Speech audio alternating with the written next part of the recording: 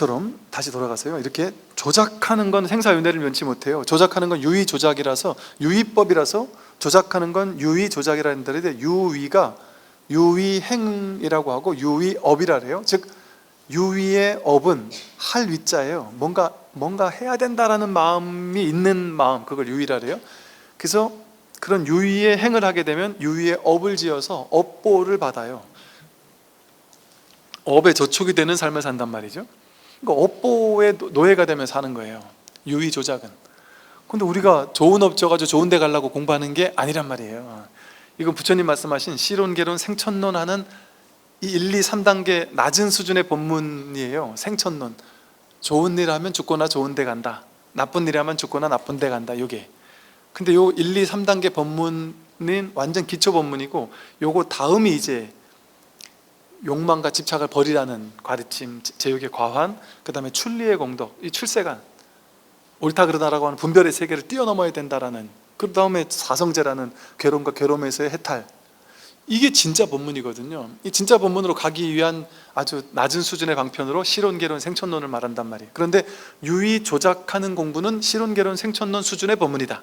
이게 법문이 아닌 건 아니란 말이에요. 이렇게까지 무슨 불법을 비방하는 거고 뭐 이렇게까지 얘기할 만한 건 아닐 수도 있단 말이죠. 근데 이것도 틀린 말은 아니죠. 아까 그런 해설을 들었을 때 틀린 말은 아니죠. 근데 방편으로는 인정된다 이 말이에요. 방편으로는 인정된다. 부처님도 방편으로는 인정했단 말이에요, 사실은. 그런데 이게 부처님과 선사스님의 차이예요. 그래서 여러분, 무조건 선만 맞고 선사만 무조건 맞다고 생각할 필요는 없어요. 우리는 부처님 가르침을 공부하는 사람들이고, 선사스님들 마치 이럴 거예요. 부처님께서 마가섭, 사리불가 목건령 같이 가장 큰 부처님의 상수 제자가 있었잖아요. 가장 뛰어난 제자들이 있었잖아요. 그런데 그 가장 뛰어난 제자들도 부처님한테 완전 약간 애 취급 받으면서, 야, 너 이렇게 날 아직 멀었어. 너 한참 공부 더 해야 돼. 이런 얘기를 들었단 말이에요. 너 공부의 안목은 인정한다. 너도 아라한이다. 너도 아라한이지만 같은 아라한이 아니다. 이랬단 말이에요. 그게 현실적 측면에서는, 선에서 보면 도노후 점수가 오래오래 유지돼야 된단 말이에요.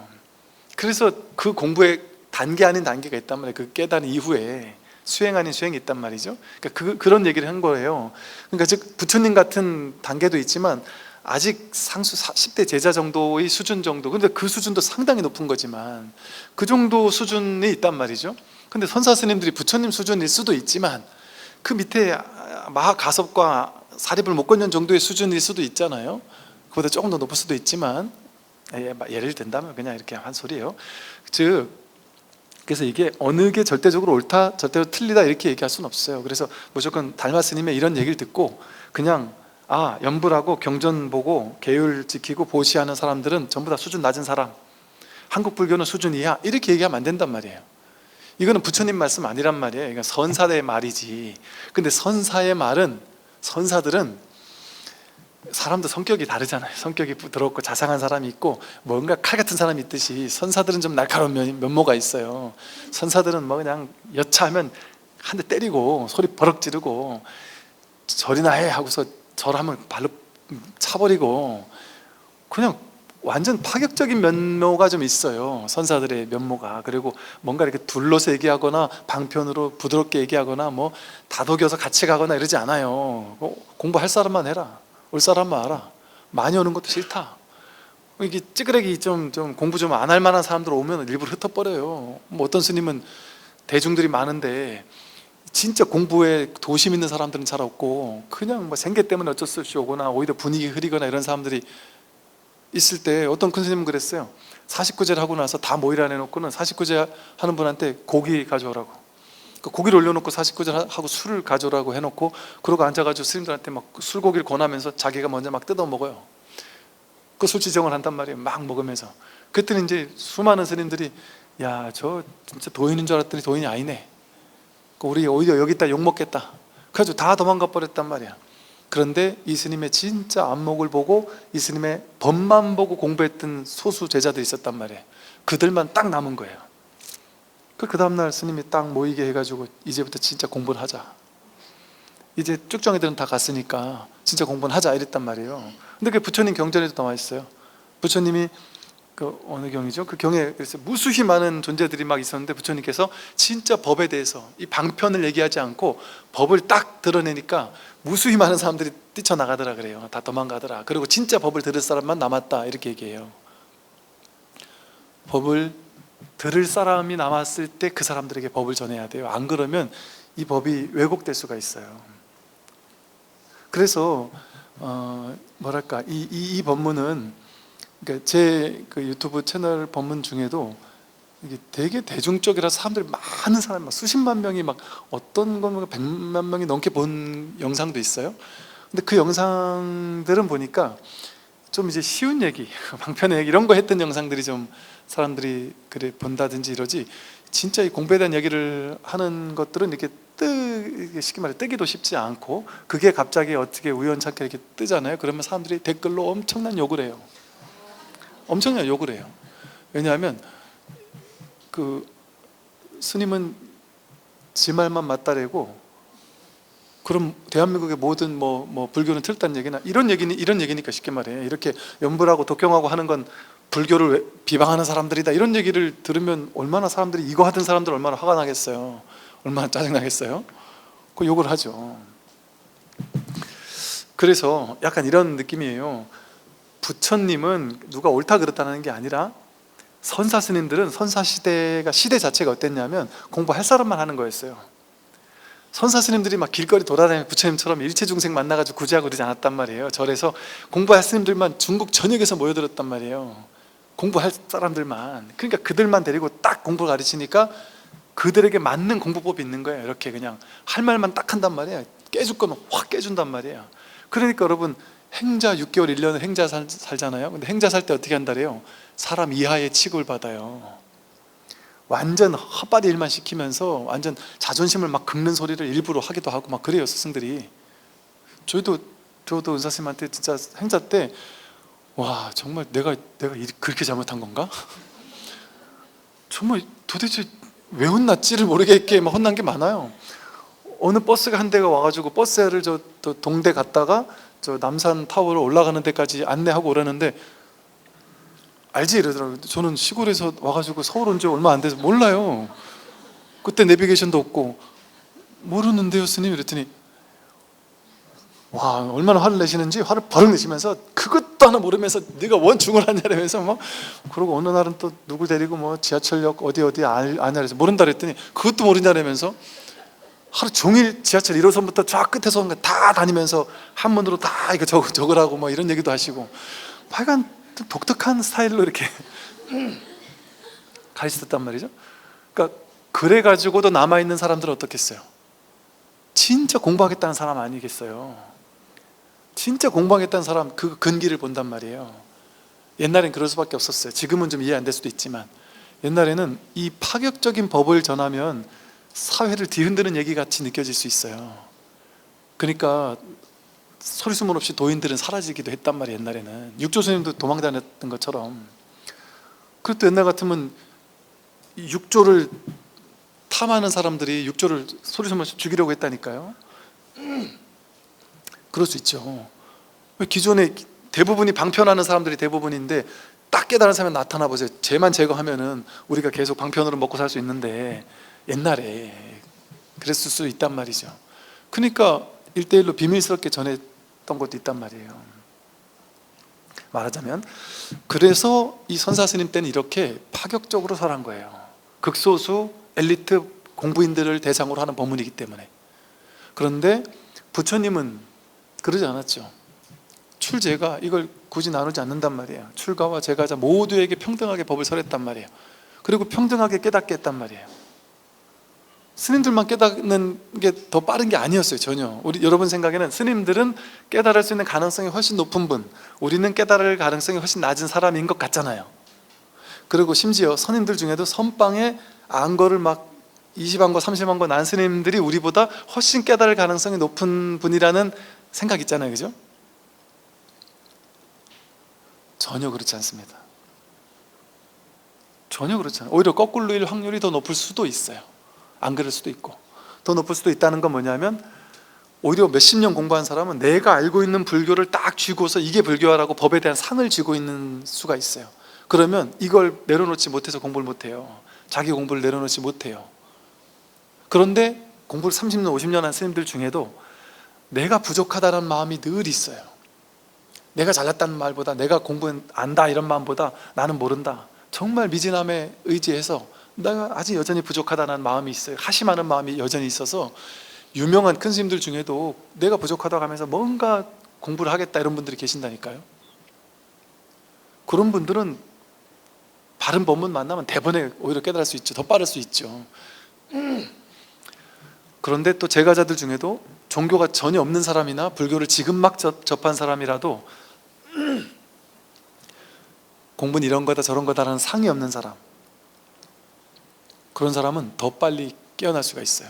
너무 순수하기 때문에 더 빨리 깨어날 수가 있어요. 그래서 이게 빨리 깨어나고 늦게 깨어나고 여기에는 아무런 차이가 없어요. 차별도 없고 똑똑한 것도 차이 없고 오래 수행한 것도 차이 없고 절에 오래 있었는지도 차이 없고 머리를 깎았나 안 깎았나도 상관없어요. 아무 상관이 없어요.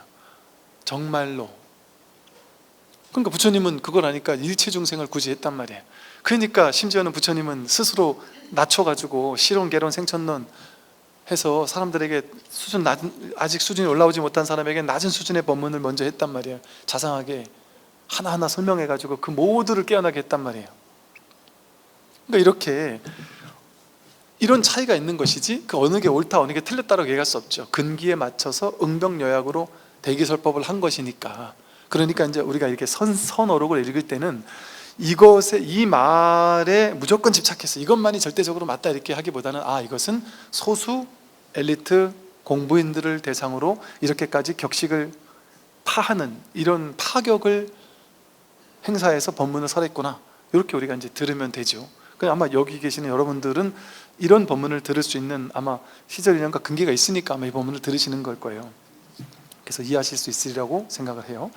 나는 이제 이 땅에 와서 오직 돈교, 물로 깨닫는 걸 돈교라 그래요.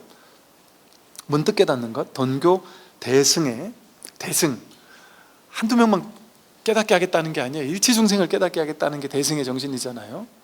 대승에 즉심시불, 이 마음이 곧장 부처다라는 거예요. 자기 마음이 곧장 부처다, 이것만을 전할 뿐 지계, 계율 지키는 거, 보시, 많이 보시하라고 시키는 거, 정진, 열심히 노력해서 연불하고 독경하고 뭐 열심히 정진해라 하는 거, 고행, 이런 거 말하지 않는다 이랬단 말이에요. 오직 돈교의 문득 깨닫는 즉심시불을 말할 뿐이다. 곧장 자기 마음을 깨닫게 할 뿐이다. 그 업장을 소멸해서 갈고 닦는 정진하는 수행을 통해서 업장을 가볍게 만들고 나서 나중에 법을 설한다, 뭐 이런 방법도 있을 수 있겠죠. 업장이 너무 두터우면. 저희 저 용성스님 같은 분도 그랬다 그래요. 사람들에게 신묘장구 대다라니 만독, 10만독을 뭐 시켰다 그래요. 그러니까 10만독을 이거 막 하다 보니까 앉아가지고 하루 종일 그냥 그 신묘장구 대다라만 하고 있으니까 딴 생각으로 생각이 흩어질 수가 있겠어요? 딴 생각으로 흩어질 수가 없단 말이에요. 여기만 그냥 빠져 있으니까 그냥 하루 종일 신묘장구 대다라만 하고 있으니까. 그 정도의 어떤 몰입을 가지고 그냥 거기만 매진해 있으면 이게 마음이 고요해진단 말이에요. 분별이 딱 멈춰질 수 있을 수 있단 말이죠. 그럴 수 있는 가능성이 분명히 있어요. 그런 효능 공덕이 분명히 있어요. 연불도 그렇고 독경도 그렇고 다란이도 그렇고 동일한 언어를 그냥 반복하면서, 그 진언이라는 건 그 언어의 뜻이 없게 만드는 거예요, 일부러. 그래서 어떤 생각 분별도 하지 않도록 해서 하는 방법, 그렇게 해서 그렇게 하는 건 깨달음은 아니다 이렇게 한단 말이에요. 그 용성 스님이 신묘장구 대달을 하는 게 깨달음은 아니다. 그러나 이제 막 출가한 해가지고 막 세속의 때가 너무 많고 그냥 공부시켜도 공부 전혀 아직 준비가 안 된 사람에게는 방편으로 신묘장구 대달을 10만독을 해라, 그러니까 백일기도를 시키고 한단 말이에요. 그러면 세속에서 있었던 온갖 생각들, 잡된 생각들 다 잊고 그냥 오로지 그냥 이것만을 하니까 얼마나 마음이 그래도 고요해지겠어요. 그렇게 한 100일 지나면 얼마나 그래도 마음이 고요해지겠습니까? 그때 이제 마음이 열리면 그때 공부 얘기를 한단 말이에요. 그런 식의 방편을 열어줄 수는 있다. 또 보세요. 만약 자기 마음이 곧 부처임을 보면 머리를 깎을 필요가 없으니 세속인 또한 부처이다. 만약 본성을 보지 못하면 머리를 깎아도 역시 외도이다. 세속인은 처자가 있고 음욕도 없애지 않는데 어떻게 성불할 수 있겠습니까? 다만 견성을 말할 뿐 음욕을 말하지는 않는다. 견성하기만 하면 음욕은 본래 공적하니 끊어 없앨 필요도 없고 그렇다고 즐겨 집착하지도 않는다. 비록 남은 습기가 있더라도 해가 되지 않는다. 만약 본성을 본다면 찬다라가 도살업 등에 종사하는 최하층 천민을 말해요. 찬다라도 성불할 수 있다. 찬다라는 살생을 업으로 삼는데 어찌 성불할 수 있겠습니까? 단지 견성을 말할 뿐 업짓는 것을 말하지 않는다. 본성을 깨닫게 되면 끝내 업을 짓지 않는다. 하나하나가 주옥 같은 파격이에요. 어떤 경우는 일부 그런 경우도 있어요. 상에 얽매여 있는 거예요. 그러니까 스님들 중에도 그런 분들이 가끔 있는 게, 스님에 대한 상이 이렇게 있는 사람이 있어요. 그래서 나는 스님이기 때문에 뭐 어떻다, 나는 스님이기 때문에, 스님이라는 것 자체가 뭔가가 이렇게 복이라든지 뭔가 공부복 같은 게 뭔가가 이렇게 출가를 하자마자 뭔가가 나에게 이렇게 딱 갖춰지는 거인 양, 이런 식으로 약간의 우월감 같은, 내지는 뭔가 이런 것들이 있는 분들도 있어요. 또 이제 이런 게 있죠. 또 이제 좀 이런 좀 주요 종단에 있으면, 예를 들어 조금 안 좋은 종단은 이제 폄하한다든지, 뭐 여러 가지, 비구가 비구니 스님을 약간 폄하한다든지, 이렇게 이런저런 그 안에서도 나름의 막 그런 것들이 있을 수 있단 말이에요. 그러니까 그런 생각을 가진 사람에게 이런 말은 얼마나 충격이 있어요. 비구니 스님을 막 낮추는 분이, 옛날에는, 요즘에 잘 없는데 막 낮추고 이랬는데, 비구니 스님만이 문제가 아니라 제가자도 깨닫는다, 똑같이 깨닫는다, 똑같이 부처다, 이렇게 얘기를 한단 말이에요. 이게 너무 당연한 말 아니겠습니까? 이거는 야, 달마 스님 참 좋으신 분이다, 우리를 그래도 이렇게 좋은 쪽으로 얘기해 주시네, 참 감사한 분이다, 우리 그래도 실망하지 말라고, 우리 용기 얻으라고 이런 얘기도 해주시네, 이렇게 생각하기 쉬운데, 여러분 용기 얻으라고 위로의 말 하는, 여러분 선사가 그런 스타일이 아니잖아요. 선사가 그런 얘기하는 게 아니란 말이에요. 그건 부처님 스타일이지 이 달마 스님 스타일이 아니에요. 위로해 주려고 이런 말 하는 게 아니라 액면 그대로 이게 진실이기 때문에 이렇게 얘기하는 거예요. 이게 자기 성품이라는 걸 진짜 우리 일별이라고 해서 언뜻 한번 하기만 하더라도, 이런 얘기들은요, 이건 굳이 이런 걸 왜 법문을 해야 되지 싶을 정도로 너무나도 당연한 얘기예요. 너무나 지당한 얘기라서 이런 질문을 하는 게 좀 이해가 안 될 정도인 거예요, 사실은. 그런데 깜짝 놀란 게, 실제로 이런 질문을 하는 사람들이 많더라니까요. 내 직업이 이런 직업인데 나도 깨달을 수 있나요? 내가 옛날에 이런 업을 지었는데 나도 깨달을 수 있나요? 저는 나쁜 놈인데 나도 깨달을 수 있나요? 나쁜 놈도 깨닫는다니까요. 앙굴리마라도 깨달았잖아요. 그 모든 가능성을 부처님은 다 열어 보여주셨잖아요. 왜? 상관이 없다니까요. 엎짓는 걸 말하지 않아요. 깨닫는 걸 말하지. 마치 뭐와 같으냐면, 어젯밤에 여러분이 어젯밤 꿈속에 사람 막 죽이고 다녔어요. 나쁜 짓을 하고 다녔어요. 어젯밤에는 심각했잖아요. 내가 살인자구나, 내가 살인마구나. 얼마나 충격적이었겠어요. 어젯밤에 내가 이런 사람이구나 하고 얼마나 충격적이었겠어요. 그런데 성품을 확인하고 나니까, 뭐가 성품이에요? 꿈에서 깨는 게 그게 꿈인 줄 아는 게 성품을 확인한 거란 말이에요. 꿈에서 딱 깨고 나니까 어젯밤에 그 살인자가 있어요, 없어요? 없단 말이에요. 그런 일이 없어요. 그런 일이 없어요.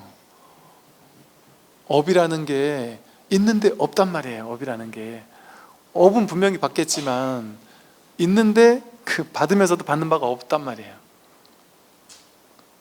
여기에 깨어나는 거거든요.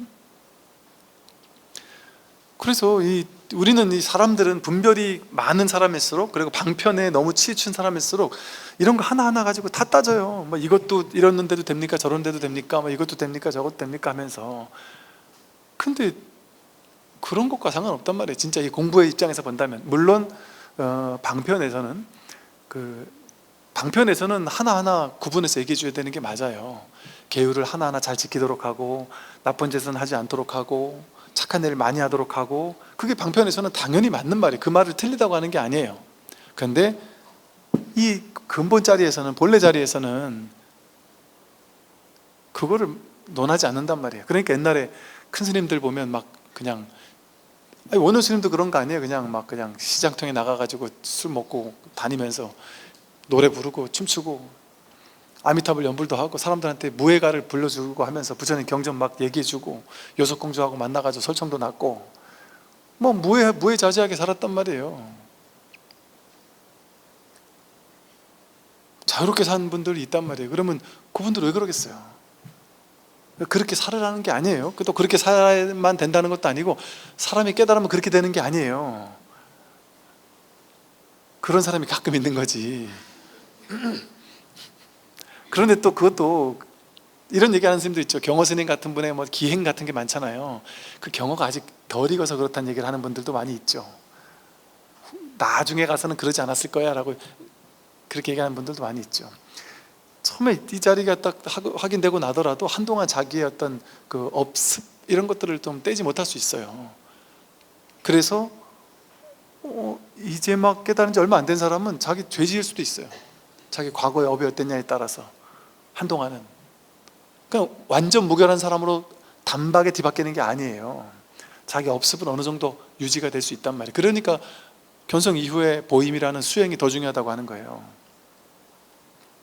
그리고 큰 스님들이 보면 제자들을 받을 때 정말 그 도의 그릇이 큰가 이것도 보지만 세속적인 현실을 윤리도덕적으로 계율 잘 지키면서 잘 살아난 사람인가도 본단 말이에요. 그런 사람을 왜 보겠어요? 이 세상에서 막 살던 사람이 이 공부하다가 문득 깨달았다 할지라도 깨닫고 나서 그런 짓을 하게 되면 사람들한테 모범이 안 되잖아요. 근데 세속에서도 업 자체가 아주 순탄하고 모범적이고 반듯하고 이런 삶을 살았던 사람이 깨달으면 그런 업을 지으면서 이 공부를 가르치니까 훨씬 사람들을 교화하기 쉽다는 거죠. 근데 스님이라는 존재는 상구보리도 중요하지만 하화중생이 중요한 거잖아요. 그러니까 당신의 법을 더 많은 사람에게 펼 수 있는 제자를 찾을 때는 그런 것도 본단 말이죠. 근데 보세요. 이렇게 자기 마음이 곧 부처임을 보는 게 중요하지, 이거 머리 깎는 거랑은 상관이 없단 말이에요. 그래서 세속인 또한 부처이다. 세속인도 그대로 부처예요. 지금 여러분이 부처를 100% 쓰고 있기 때문에 그냥 부처예요. 근데 어떤 부처냐? 자기가 부처인 줄 모르는 부처고, 또 어떤 부처냐? 부처라고 막 그렇게 가르쳐줘도 죽어도 아니라고 나는 죽어도 부처 아니라고 막 빽빽 우기는 부처인 거예요. 근데 이제 깨달은 사람은 어떤 사람이냐? 부처라고 하니까 알겠어요. 제가 부처 맞네요 하고 인정하는 사람이 도인이고, 그거 난 죽어도 부처 아니라고 막 인정 안 하는 사람이 중생인 거예요. 정말로. 만약 본성을 보지 못하면 머리를 깎아도 역시 외도이다. 머리 깎은 외도가 얼마나 많겠어요. 이 마음 깨닫겠다라는 마음을 쓰지 않는 거, 이게 외도인 거예요. 마음 바깥에서 도를 찾으니까. 마음 바깥에서 도를 찾는 게 뭐예요? 마음은 무위법인데 유의 조작에서 도를 찾는 게 마음 바깥에서 도를 찾는 거예요. 그게 외도예요. 그러니까 유의 조작하는 것 자체가 사실은 외도인 거예요. 불교에서 선에서 말하는. 보세요. 세속에는 처자가 있고 음욕도 없애지 않는데 어떻게 성불할 수 있습니까? 다만 견성을 말할 뿐 음욕을 말하지 않는다. 저는 성관계를 하는데 어떻게 깨닫죠? 그런 거 말하지 않는단 말이에요. 그게 뭔 상관이 있냔 말이에요. 그게 이 도에서 뭔 상관이 있냔 말이에요. 도에서. 그래서 보세요. 견성하기만 하면 음욕은 본래 공적한 줄 안단 말이에요. 공적하니 끊어 없앨 필요가 없어요. 그러나 그렇다고 막 그렇게 막 거기에 막 집착하고 이러지도 않는단 말이죠. 인연 따라 뭐 알아서 하는 거지. 그냥 그거는 비록 남은 습기가 있더라도 해가 되지 않는다. 내가 예를 들어 뭐 좀 그럴 수 있잖아요. 깨닫고 나면은 이성을 안 밝힐까요? 이성을 돌로 볼까요? 예를 들어 이런 게 있어요. 우리나라는 이제 불교에서 깨달음이라는 전통이 불교만 있으니까 이런 얘기가 잘 없지만, 불교에도 그런 게 있죠. 깨닫고 나서 오히려 티베트 같은 데는 그런 거 있죠. 깨닫고 난 도인들이 오히려 결혼하죠. 깨닫고 난 스님하고 깨닫고 난 스님들이 깨닫고 나서 결혼해가지고 같이 법을 전하는 경우도 있다 그러죠. 이게 티베트에서의 어떤 이게 결혼하는 그런 종단들이 많잖아요. 그런 경우도 있다라는데, 즉 이럴 수 있단 말이죠. 그 서양의 깨달은 도인들 있잖아요. 서양의 깨달은 도인들은 은근히 그런 경우가 많아요. 깨달았는데 깨닫고 나서 다시 뭐 결혼을 하고 뭐 재혼도 뭐 이혼도 하고 다시 재혼도 하고 뭐 이런 경우들도 많죠. 뭐 노프라블럼, 그런 건 그냥 본인 인연이란 말이에요. 그냥 그러니까 현실적인 인연과 출생한 인연은 다르단 말이에요. 그냥 본인 인연이 그러면 그런 거예요. 그리고 심지어 서구에 1960, 70년도, 80년도 이때 막 히피들에게 법을 전하던 이 동양의 현자들이 서양에 가서 엄청나게 이 법을 펴고 했어요. 근데 그 중에는 이 법에 대한 안목이 좀 있었던 분들도 있었단 말이에요. 그냥 옛날 방식의 불교를 전한 사람도 있었지만 이 법을 좀 어느 정도 깨닫고 전한 사람도 있었단 말이에요. 근데 그런 사람들이 나중에 좀 외면을 받았던 것 중에 하나가 그런데도 또 어떤 경우는 뭐 그런 큰 상관없는 경우도 있었고, 또 어떤 경우는 그 본인들이 처음에는 깨달음의 안목을 잘 전하다가 나중에 너무 이렇게 그 뭐 물질을 밝힌다든지 뭐 이성을 밝힌다든지 이런 것 때문에 막 그런 경우도 있었죠. 그런가 하면 예를 들어 뭐 인도의 되게 유명한 성자 중에도 빠빠진가 이런 사람도 아마 자기 제자, 서양의 제자와 결혼을 해서 막 애도 낳고 뭐 이런 경우도 있고, 또 어떤 스승은 깨닫고 나서도 계속 담배 못 끊어가지고 피다가 폐암 걸려 죽는 사람도 있고요. 즉 이런, 제가 환상을 깨는 이런 얘기를 하는 이유가 뭐겠어요? 우리가 생각하는 것처럼 견성이라는 게 자기 성품을 확인했다라는 게 무결점에, 우리가 생각하는 건 무결점의 사람으로 변모하는 게 아니에요. 그리고 현실 생활까지, 업까지 무난해지기 위해서는 갱참 30년 이러듯이 다시금 도노후 점수하는 오랜 시간이 필요하단 말이에요. 그러면서 점차적으로 좋아진단 말이에요. 그런데 물론 희소식은 옛날 같으면 갱참 20년, 30년이었는데 지금 같으면 이렇게 좋은 법문들을 언제나 들을 수 있는 이런 시대에서는 한 10년도 안 걸릴 수도 있어요. 좀 빠를 수도 있단 말이죠. 그래서 여기서 말하는 것처럼 이렇게 그런 거 문제 삼지 않는단 말이에요. 자기 습기가 있더라도 그것이 크게 해가 되지 않는다. 잠깐은 이 자리를 확인하고 나서도 자기 습기에 끌려다닐 수 있어요. 자기 업습에 끌려다녀서 자기 업다른 행동을 하기도 한단 말이에요.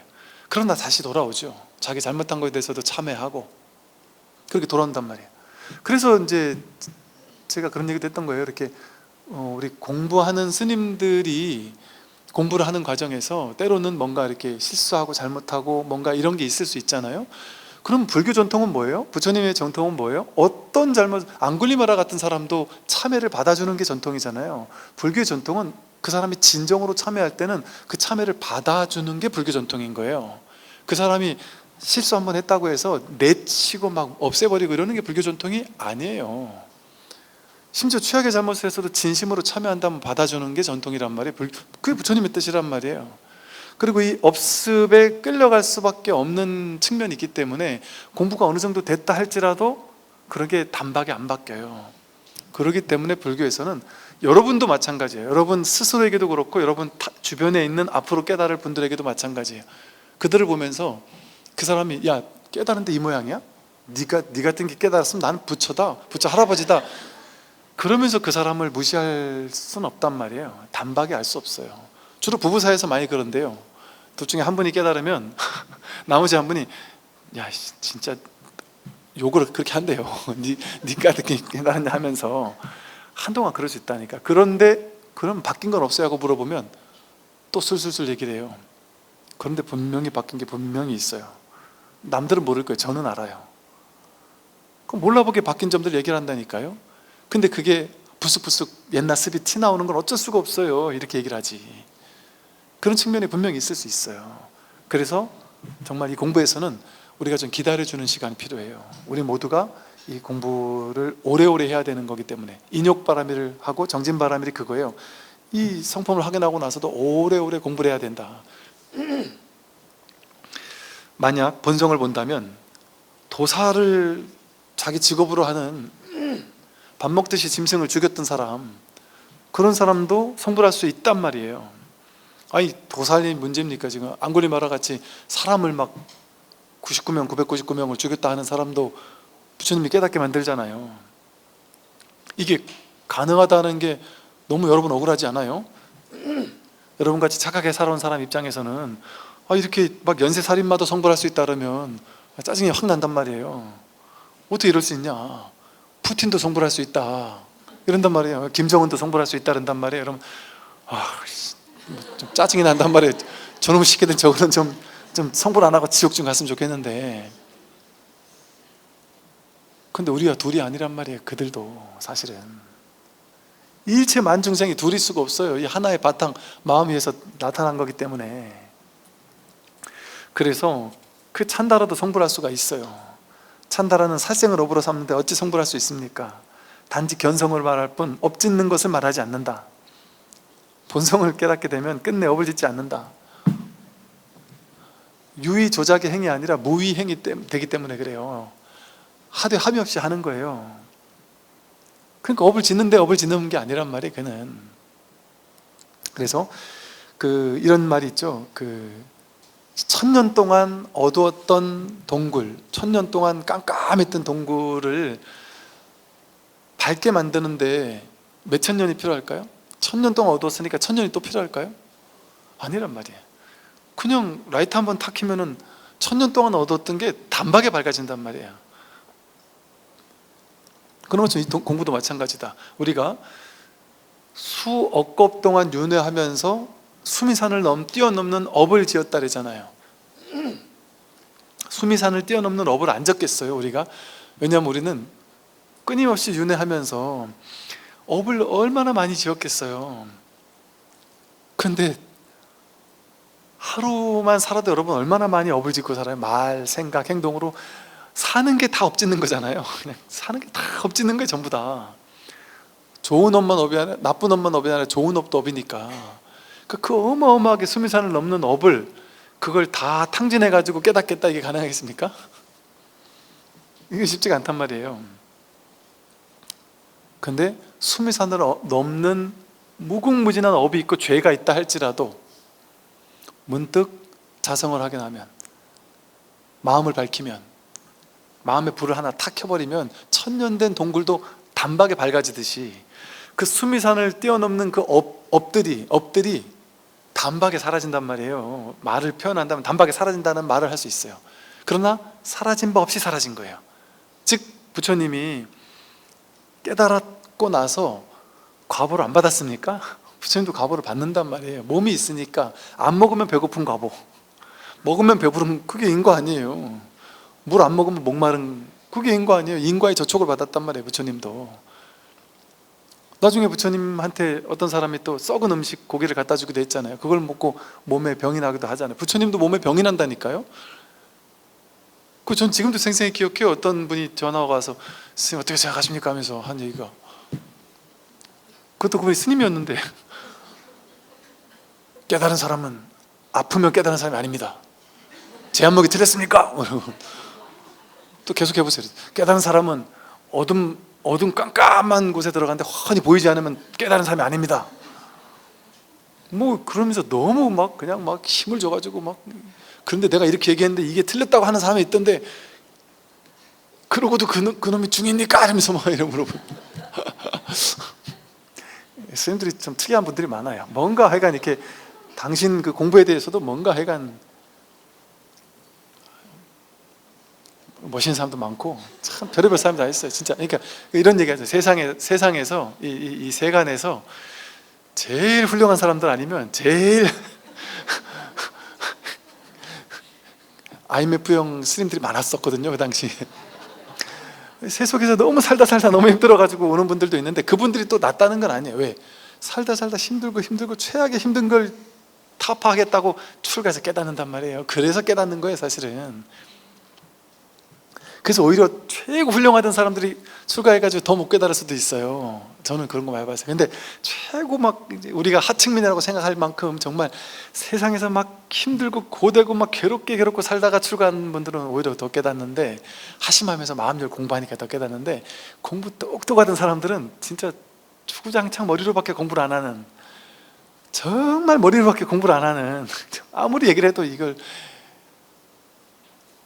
가르치려고만 들지 절대 마음을 열고 공부를 못하는 이런 분들도 또 많을 수 있어요.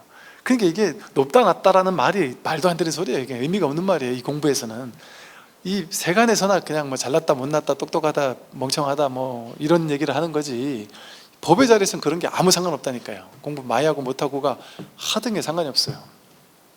왜 그럴까요? 이 법의 자리에서는 완전 평등이니까. 아니 가만 생각해 보세요 여러분.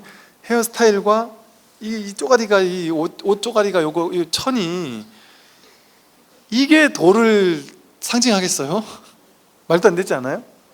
이거를 입고 있고 이걸 깎고 있다고 해서 그게 내가 뭐 특별한 사람이겠어요? 아니면은 여기 향 있잖아요.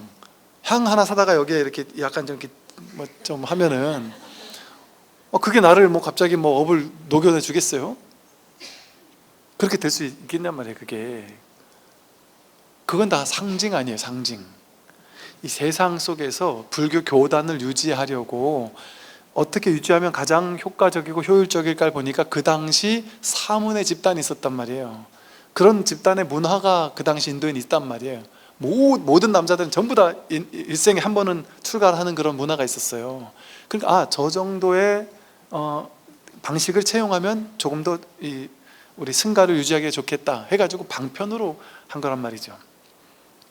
그래서 이것을 상을 깨는 게 공부라 그랬잖아요. 상을 깨는 게 공부인데 제일 상이 많은 게 또 스님이라는 얘기도 하죠. 왜냐하면 이게 남들하고 대본이 다르게 생겼잖아요. 벌써 외모 자체가 이게 옷이나 이런 게.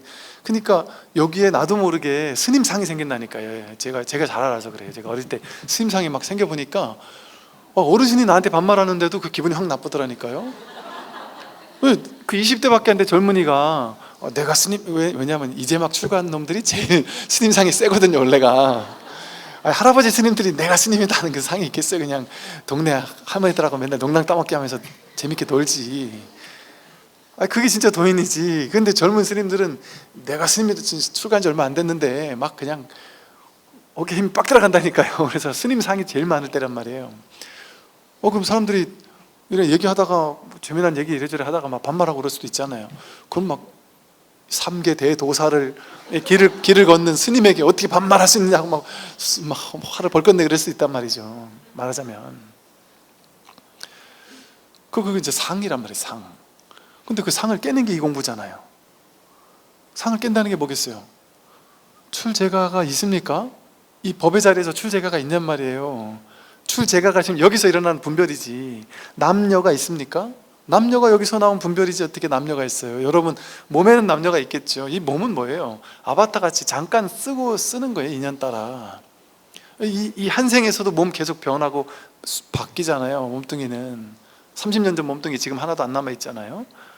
그거 잠깐 쓰고 버리는 거예요. 이거는 그냥 인연 따라 오고 가는 거예요. 그냥 진짜 자기에게는 남녀가 있습니까? 늙고 젊은 게 있습니까? 여러분 늙지 않는다, 늙을 수가 없다니까요. 여러분 외모가 좀 늙어 보이는 이 캐릭터를 그냥 데리고 있는 사람이 있고, 좀 아직은 젊어 보이는 캐릭터를 쓰고 있는 사람이 있고, 좀 잘나 보이고 못나 보이는 캐릭터를 쓰고 있는 사람이 있지. 근데 그 캐릭터도 영원하지 않고 금생 한정. 이번 생만 요 캐릭터지 다음 생 가면 업의 균형을 맞춰야 되기 때문에 너무 잘난 외모를 타고 태어난 사람이 있다면 그 사람은 그 다음 생에 못난 외모를 타고 태어날 확률이 높아요. 그게 업의 균형의 법칙 자체가 원래 그래요. 우월감을 느끼면 남들 얕보게 되니까 자기가 그 다음에는 그 얕보게 된 과보를 자기가 받게 되거든요. 무시한 사람은 무시당할 수밖에 없는 과보를 받게 돼요. 무시당하려면 무시당할 만한, 예를 들어 모습을 띠고 태어나면 사람들이 무시할 거 아니에요. 그러니까 업보호 받기 쉽단 말이에요. 그러니까 이게 순환이라니까요. 그러니까 억울할 게 하나도 없어요. 여러분 지금 못생기게 태어났으면 전생에 엄청 미인이었나 보죠. 지금 가난하면 옛날에 얼마나 엄청 부자였나 보죠. 그러니까 이 캐릭터 가지고 내가 시비 걸 필요가 없어요. 이걸 움직이고 있는 마음이 있잖아요. 마음 하나가 이걸 움직여 쓰고 있잖아요. 제가 하는 말을 이 마음이 듣고 있다니까요. 여러분 마음은 두 가지 층위가 있어요. 방편으로 봤을 때 진여심과 생멸심이라 그래요. 진여심은 진여, 부처의 마음, 진짜 마음, 이게 진짜 내 마음이에요. 근데 생멸심이라는 건 생겨나고 사라지는 온갖 분별 생각들, 이게 생멸심이라 그래요. 근데 우리는 전부 다 생멸심 가지고 살아요. 제가 하는 말을 생멸심으로 들으면 다 달라요. 업 따라 달라요. 여러분 업이 다르잖아요. 학식의 수준이 다르잖아요. 불교 공부한 수준이 다르잖아요. 그러니까 제가 하는 말을 다 다르게 듣죠. 어떤 사람은 이렇게 듣고 어떤 사람은 저렇게 듣고 다 어떤 사람은 10% 소화하고 어떤 사람은 50% 소화하고 어떤 사람은 80% 소화한단 말이에요. 그런데 그렇게 소화된 것은 생멸심이 받아들인 마음, 생멸심이라는 마음이 제가 하는 말을 받아들인 거죠. 그러니까 이해한 내용은 생멸심이 이해한 거예요. 생멸심이 업식이 이해했잖아요. 그런데 그 마음이 다가 아니에요. 진여심이 여기에 살아있어요. 진여심이. 그러니까 예를 들어 보세요. 갓난아기가 여기 있는데 제가 하는 말을 듣겠어요? 못 듣겠어요? 들어요. 근데 갓난아기는 이해는 하나도 못해요. 언어를 모르니까, 말을 모르니까. 이해 하나도 못하는데 그래도 듣잖아요. 분별은 하나도 할 줄 모르는데 듣는다는 그 자체는 걔도 있단 말이에요.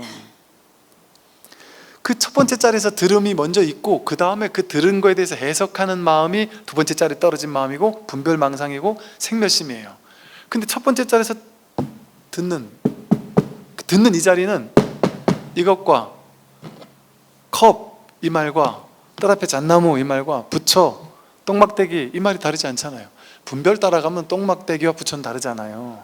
근데 분별하지 않으면 똥, 부처 이게 다르지 않잖아요. 이 무분별지의 진여심에서는 똥과 부처가 다르지 않다니까요.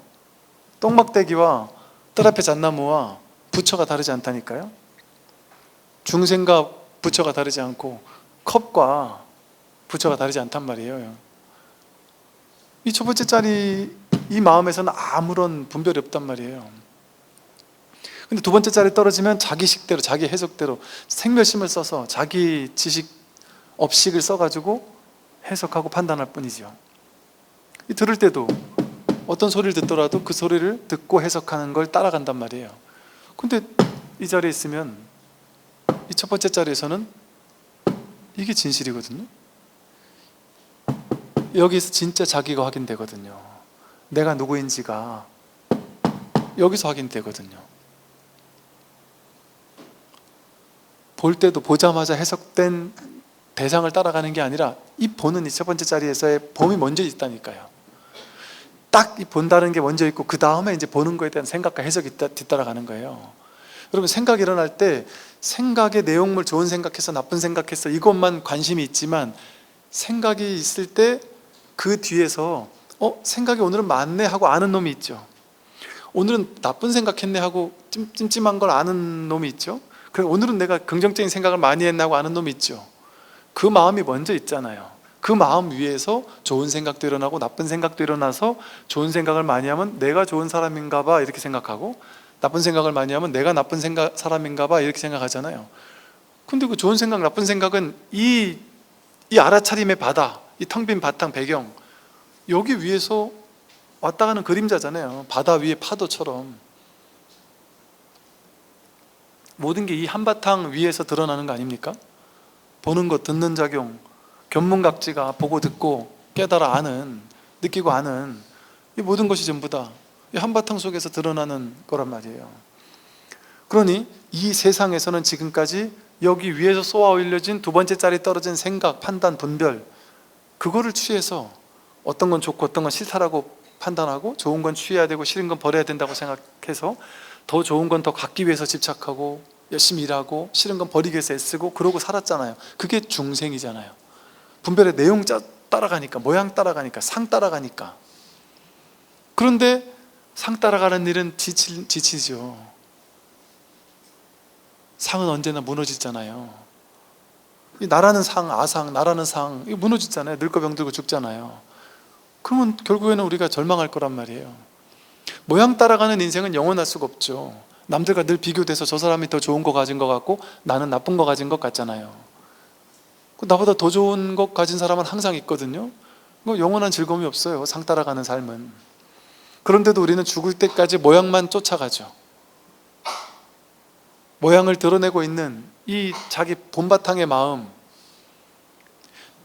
전혀 모양에 끌려가지 않는, 모양에 휩쓸리지 않는, 모양에 물들지 않는 어디에도 흔들리지 않고 물들지 않는 이 마음엔 관심이 없었단 말이에요. 그동안은 너무 낯선 거였단 말이에요. 한 번도 거긴 관심 기울여보지 않고 살았으니까.